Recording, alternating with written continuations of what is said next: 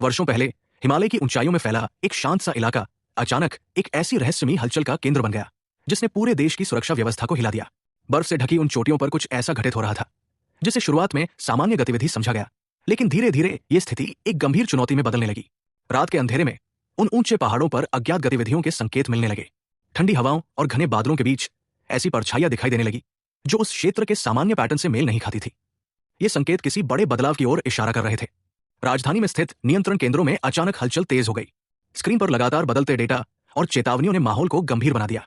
विश्लेषक लगातार जानकारी को समझने की कोशिश कर रहे थे, लेकिन स्थिति हर मिनट और जटिल होती जा रही थी।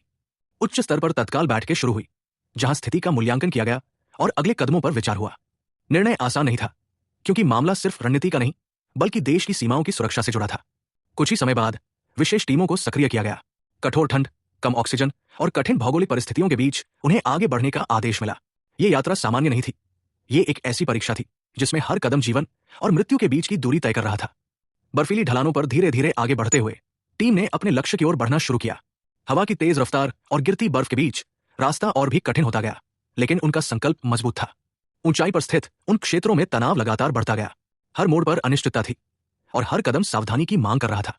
यह केवल एक अभियान नहीं था, बल्कि साहस और धैर्य की परीक्षा थी। धीरे धीरे टीम अपने लक्ष्य के करीब पहुंचने लगी।